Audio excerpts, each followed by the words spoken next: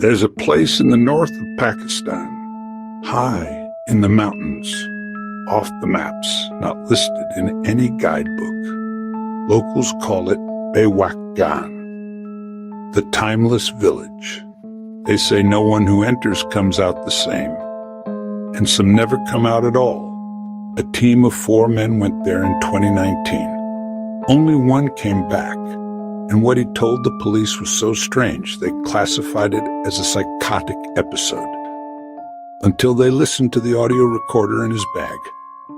The man's name was Harris.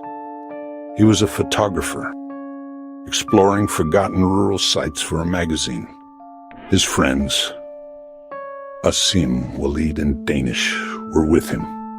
They'd heard whispers of this village from an old shepherd who warned, "No time passes there. Once you enter, you may forget what the world outside even is." They thought it was folklore, superstition, harmless, until they reached the first stone gate. It wasn't marked. It wasn't ancient. It was freshly built, and behind it, silence. No birds, no wind, just an empty air that felt thick like breathing in smoke. As they stepped past the gate, their watches stopped.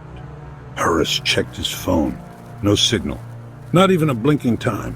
It simply froze on 0 o'clock. The others laughed it off. "It's magnetic interference," Danish said.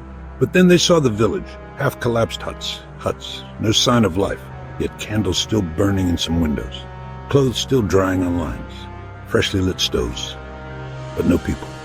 It was as if everyone had just stood up and vanished mid-morning. The audio from Harris's recorder began to pick up strange frequencies.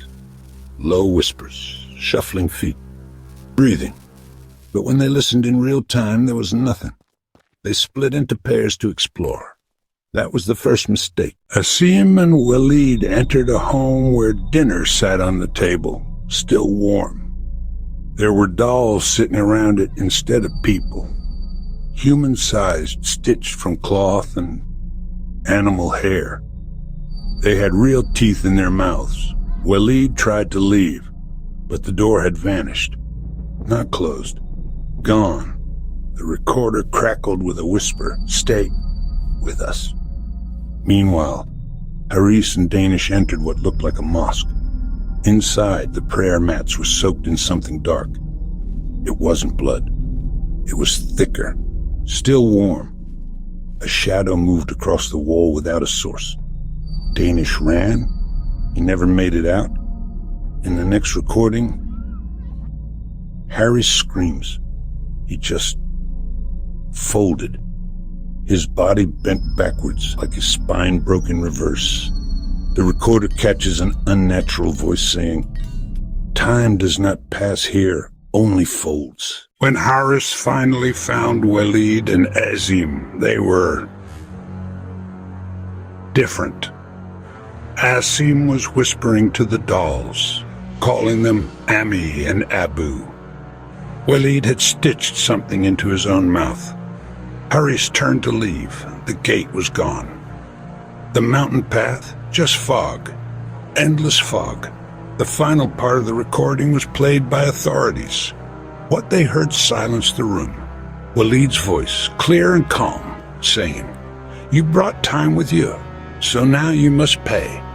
Then a sound like bone snapping, followed by the audio stopping mid-sentence. Harris was found a week later on the road outside Marie, alone, naked, covered in ash.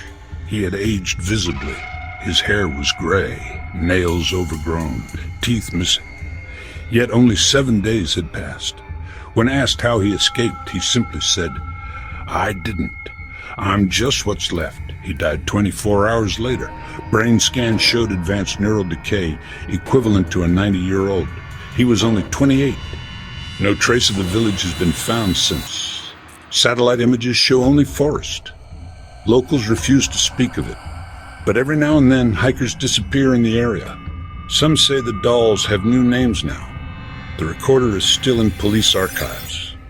The last thing on it plays at exactly midnight, no matter when you press play. It's a voice, female, childlike, singing a lullaby in a language no one recognizes. Some who've listened claim to dream of a burning village and hands reaching out from cracked walls. Others say if you hear your own name in the song, you're next. There are places the world forgets, where time stops, where reality breaks. Beowakan isn't on any map, but maybe it's waiting for the right moment to return. And if you're ever hiking in the north and you see a gate that looks freshly built and the air gets heavy, turn around. Because the village doesn't want visitors.